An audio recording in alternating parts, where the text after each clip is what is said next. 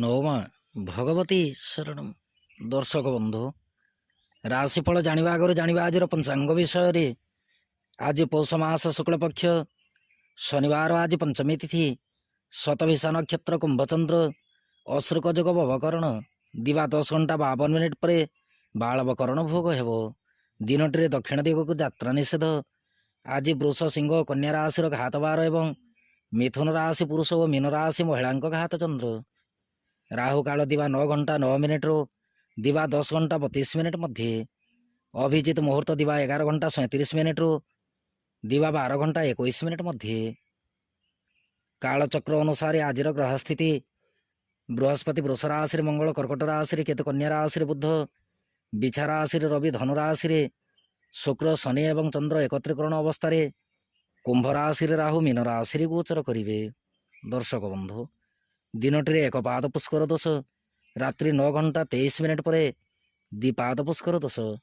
କନ୍ୟା ପ୍ରଥମ ରଜ ଦର୍ଶନ, ସୁଖ ସୌଭାଗ୍ୟ ଯୁକ୍ତ। ଚନ୍ଦ୍ରମା ଆଜି ରାହୁଙ୍କ ନକ୍ଷତ୍ରରେ କୁମ୍ଭ ରାଶିରେ ଶନିଯୁକ୍ତ ହୋଇକି ଗୋଚର କରିବେ। ତତ୍ସଙ୍ଗେ ଶୁକ୍ରଙ୍କ ସହିତ ଏକତ୍ରୀକରଣ ଅବସ୍ଥାରେ ଗୋଚର କରୁଥିବା ମେଷ ରାଶି ଠାରୁ ମୀନ ରାଶି ପର୍ଯ୍ୟନ୍ତ ଦ୍ୱାଦଶ ରାଶି ଉପରେ ଚନ୍ଦ୍ରମାଙ୍କ କେଉଁ ପ୍ରକାର ପ୍ରଭାବ ରହିବ, ଉକ୍ତ ବିଷୟବସ୍ତୁ ଉପରେ ପରିଚିତ ହେବା। କାଳପୁରୁଷ ଚକ୍ର ଅନୁସାରେ ପ୍ରଥମ ରାଶି ମେଷ ରାଶି। ମେଷ ରାଶି ବ୍ୟକ୍ତି ବିଶେଷଙ୍କ ପାଇଁ ଦିନଟିରେ ଚନ୍ଦ୍ରମା ରାଶିଠାରୁ ଏକାଦଶ ସ୍ଥାନରେ ଗୋଚର କରିବେ। ଫଳରେ କାର୍ଯ୍ୟକ୍ଷେତ୍ର ଏବଂ ବ୍ୟବସାୟରେ ପରାଧୀନ ଭାବେ କର୍ମ ନିର୍ବାହ ହେବ। ସରକାରୀ ବେସରକାରୀ କର୍ମକୁ ନେଇକି ଆକସ୍ମିକ ଅର୍ଥ ଲାଭର ସୂଚନା ଅଛି। ଦାମ୍ପତ୍ୟ ଓ ପ୍ରେମ ସମ୍ପର୍କ ସୁଖଦ ରହିବା ସହିତ ଆର୍ଥିକ ସ୍ଥିତି ଅତି ଉତ୍ତମ ଅଟେ। ସ୍ୱାସ୍ଥ୍ୟ ଶରୀର ସବଳ ରହିବ। ଦିନଟିରେ ନୂତନ ବନ୍ଧୁ ମିଳନର ସୁଯୋଗ ପ୍ରାପ୍ତି କରିବେ। ଯାତ୍ରା ପାଇଁ ଦିନଟି ଅମୃତ ତୁଲ୍ୟ।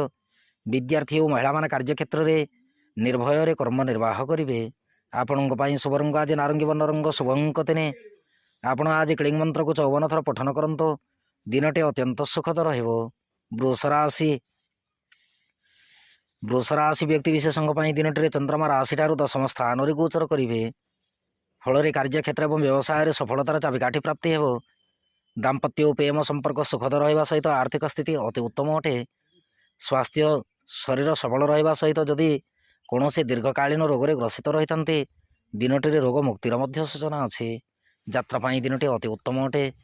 ବିଦ୍ୟାର୍ଥୀ ଓ ମହିଳାମାନେ କାର୍ଯ୍ୟକ୍ଷେତ୍ରରେ କୃତିତ୍ୱ ଅର୍ଜନ କରିବେ। ଆପଣଙ୍କ ପାଇଁ ଶୁଭ ରଙ୍ଗ ଆଜି ସବୁଜ ବର୍ଣ୍ଣ ରଙ୍ଗ, ଶୁଭ ଅଙ୍କ 8। ଆପଣ ଆଜି ଧୂମ ଦୁର୍ଗାୟ ନମଃ ଏହି ମନ୍ତ୍ରକୁ ପଠନ କରନ୍ତୁ। ଦିନଟି ଅତ୍ୟନ୍ତ ସୁଖଦ ରହିବ। ମିଥୁନ ରାଶି। ମିଥୁନ ରାଶି ବ୍ୟକ୍ତି ବିଶେଷଙ୍କ ପାଇଁ ଦିନଟିରେ ଚନ୍ଦ୍ରମା ରାଶିଠାରୁ ନବମ ସ୍ଥାନରେ ଗୋଚର କରିବେ। ଫଳରେ କାର୍ଯ୍ୟକ୍ଷେତ୍ର ଏବଂ ବ୍ୟବସାୟରେ ବାଦ ବିବାଦ ଉତ୍ପନ୍ନ ହେବ। ସରକାରୀ ବେସରକାରୀ କର୍ମକୁ ନେଇକି ସତର୍କତା ଅବଲମ୍ବନ କରନ୍ତୁ। ଦାମ୍ପତ୍ୟ ଓ ପ୍ରେମ ସମ୍ପର୍କ ମଧ୍ୟମରୁ ଉତ୍ତମ ଅଟେ। ଆର୍ଥିକ ସ୍ଥିତି ସବଳ ରହିବ। ସ୍ୱାସ୍ଥ୍ୟ ଶରୀର ପ୍ରତି ଧ୍ୟାନ ରଖନ୍ତୁ। ଯାତ୍ରା ପାଇଁ ଦିନଟି ବିଶେଷ ସୁଖଦାୟକ ନୁହେଁ। ବିଦ୍ୟାର୍ଥୀ ଓ ମହିଳାମାନେ କାର୍ଯ୍ୟକ୍ଷେତ୍ରରେ ଆଶାତୀତ ଫଳପ୍ରାପ୍ତିରେ ବିଳମ୍ବ ଯୋଗ ଲକ୍ଷ୍ୟ କରିବେ। ଆପଣଙ୍କ ପାଇଁ ଶୁଭ ରଙ୍ଗ ଆଜି ଘନ ନୀଳ ରଙ୍ଗ, ଶୁଭ ଅଙ୍କ 5। ଆପଣ ଆଜି ଦେବୀ ମନ୍ଦିରରେ ଘୃତ ଦୀପ ଅର୍ପଣ କରନ୍ତୁ। ଦିନଟି ଅତ୍ୟନ୍ତ ସୁଖଦ ରହିବ। କର୍କଟ ରାଶି। କର୍କଟ ରାଶି ବ୍ୟକ୍ତି ବିଶେଷଙ୍କ ପାଇଁ ଦିନଟିରେ ଚନ୍ଦ୍ରମା ରାଶିଠାରୁ ଅଷ୍ଟମ ସ୍ଥାନରେ ଗୋଚର କରିବେ। ଫଳରେ କାର୍ଯ୍ୟକ୍ଷେତ୍ର ଏବଂ ବ୍ୟବସାୟରେ ଆକସ୍ମିକ ଅର୍ଥହାନିର ସୂଚନା ପରିଲକ୍ଷିତ ହୁଏ। ସରକାରୀ ବେସରକାରୀ କର୍ମକୁ ନେଇକି ମନୋବ୍ୟଥା ଜାତ ହେବ। ଦାମ୍ପତ୍ୟ ଓ ପ୍ରେମ ସମ୍ପର୍କ ମଧ୍ୟମରୁ ଉତ୍ତମ ଅଟେ। ଆର୍ଥିକ ସ୍ଥିତି ବିଶେଷ ସୁଖଦାୟକ ନୁହେଁ। ରାସ୍ତାଘାଟରେ ଯିବା ଆସିବା ସମୟରେ ଚତୁଷ୍ପଦ ଜୀବଜନ୍ତୁ ଏବଂ ଚତୁଷ୍ପଦ ଯାନବାହନ ପ୍ରତି ସତର୍କ ରୁହନ୍ତୁ। ଦିନଟିରେ ଉଚ୍ଚ ସ୍ଥାନରୁ ମଧ୍ୟ ପତନ ଯୋଗ ଘଟିପାରେ। ସ୍ୱାସ୍ଥ୍ୟ ଶରୀର ପ୍ରତି ଧ୍ୟାନ ଦେବା ସହିତ ଯାତ୍ରା ସମୟରେ ସତର୍କତା ଅବଲମ୍ବନ କରନ୍ତୁ। ବିଦ୍ୟାର୍ଥୀ ଓ ମହିଳାମାନେ କାର୍ଯ୍ୟକ୍ଷେତ୍ରରେ ବିଳମ୍ବରେ କାର୍ଯ୍ୟ ସିଦ୍ଧିର ସୂଚନା ଲକ୍ଷ୍ୟ କରିବା ସହିତ ସ୍ୱାସ୍ଥ୍ୟ ହାନିର ସୂଚନା ଲକ୍ଷ୍ୟ କରିବେ। ଆପଣଙ୍କ ପାଇଁ ଶୁଭ ରଙ୍ଗ ଆଜି ଧୂସର ବର୍ଣ୍ଣ ରଙ୍ଗ, ଶୁଭ ଅଙ୍କ 1। ଆପଣ ଆଜି ଗଙ୍ଗଣପତାୟ ନମଃ ଏହି ମନ୍ତ୍ରକୁ ପଠନ କରନ୍ତୁ। ଦିନଟି ଅତ୍ୟନ୍ତ ସୁଖଦ ରହିବ। ସିଂହ ରାଶି। ସିଂହ ରାଶି ବ୍ୟକ୍ତି ବିଶେଷଙ୍କ ପାଇଁ ଦିନଟିରେ ଚନ୍ଦ୍ରମା ରାଶିଠାରୁ ସପ୍ତମ ସ୍ଥାନରେ ଗୋଚର କରିବେ। ଫଳରେ କାର୍ଯ୍ୟକ୍ଷେତ୍ର ଏବଂ ବ୍ୟବସାୟରେ ସଦାସର୍ବଦା ପ୍ରସନ୍ନଚିତ ରହିବେ।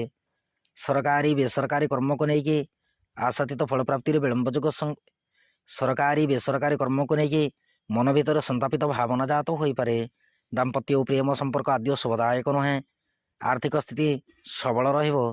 ପ୍ରେମ ସମ୍ପର୍କକୁ ନେଇକି ସତର୍କତା ଅବଲମ୍ବନ କରନ୍ତୁ। ସ୍ୱାସ୍ଥ୍ୟ ଶରୀର ସୁଖଦ ରହିବା ସହିତ ଯାତ୍ରା ସମୟରେ ଶୁଭଫଳ ପ୍ରାପ୍ତି କରିବେ। ବିଦ୍ୟାର୍ଥୀ ଓ ମହିଳାମାନେ କାର୍ଯ୍ୟକ୍ଷେତ୍ରରେ ମନ ଭିତରେ ସନ୍ତାପିତ ଚିନ୍ତାଧାରା ଲକ୍ଷ୍ୟ କରିବାର ସୂଚନାର ଜଣାଯାଏ। ଆପଣଙ୍କ ପାଇଁ ଶୁଭ ରଙ୍ଗ ଆଜି ସିନ୍ଦୁରବର୍ଣ୍ଣ ରଙ୍ଗ, ଶୁଭ ଅଙ୍କ 4। ଆପଣ ଆଜି ଅସହାୟ ବ୍ୟକ୍ତିଙ୍କୁ ସାହାଯ୍ୟ ହୁଅନ୍ତୁ। ଦିନଟି ଅତ୍ୟନ୍ତ ସୁଖଦ ରହିବ। କନ୍ୟା ରାଶି ବ୍ୟକ୍ତି ବିଶେଷଙ୍କ ପାଇଁ ଦିନଟିରେ ଚନ୍ଦ୍ରମା ରାଶିଠାରୁ ଷଷ୍ଠ ସ୍ଥାନରେ ଗୋଚର କରିବେ। ଫଳରେ କାର୍ଯ୍ୟକ୍ଷେତ୍ର ଏବଂ ବ୍ୟବସାୟରେ ସଦାସର୍ବଦା ଉତ୍ସାହିତ ରହିବେ। ସରକାରୀ ବେସରକାରୀ କର୍ମକୁ ନେଇକି ଆକସ୍ମିକ ଦ୍ରବ୍ୟ ଲାଭର ସୂଚନା ଅଛି। ଦାମ୍ପତ୍ୟ ଓ ପ୍ରେମ ସମ୍ପର୍କ ସୁଖଦ ରହିବା ସହିତ ଆର୍ଥିକ ସ୍ଥିତି ସବଳ ଅଟେ। ସ୍ୱାସ୍ଥ୍ୟ ଶରୀର ଅତି ଉତ୍ତମ ରହିବ।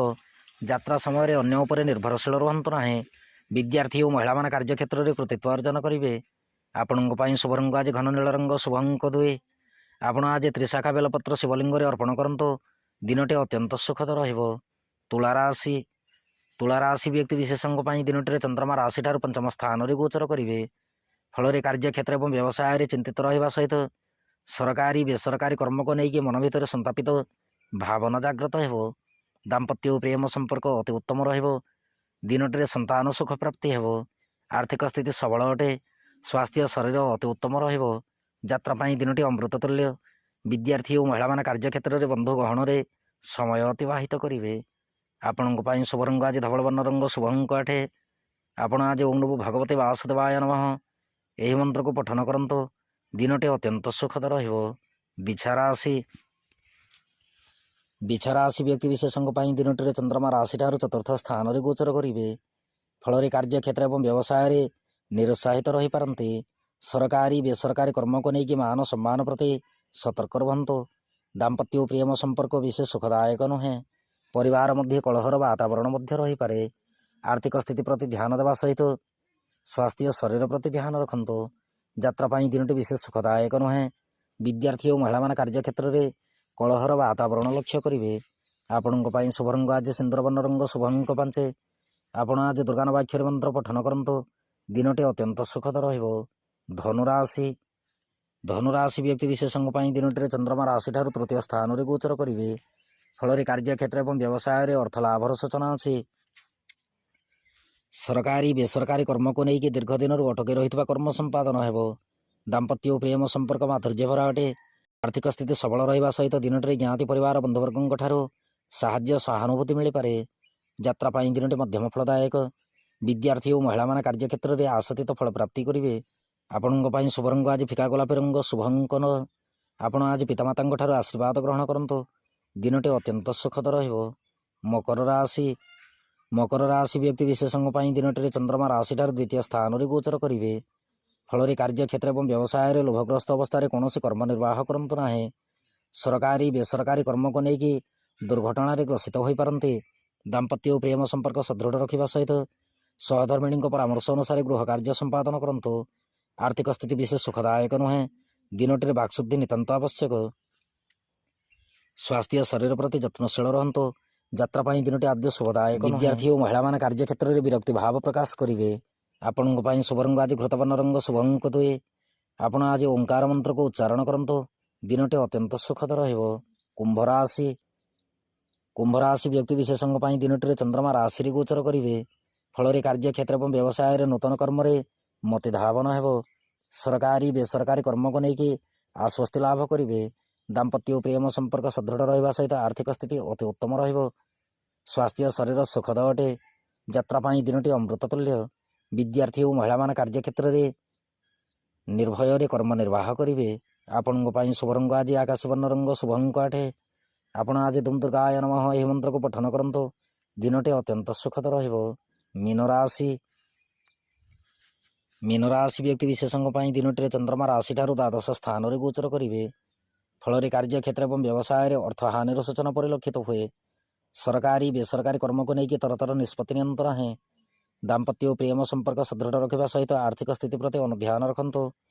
ସ୍ୱାସ୍ଥ୍ୟ ଶରୀର ମଧ୍ୟମରୁ ଉତ୍ତମ ଅଟେ। ଯାତ୍ରା ପାଇଁ ଦିନଟି ଅମୃତ ତୁଲ୍ୟ।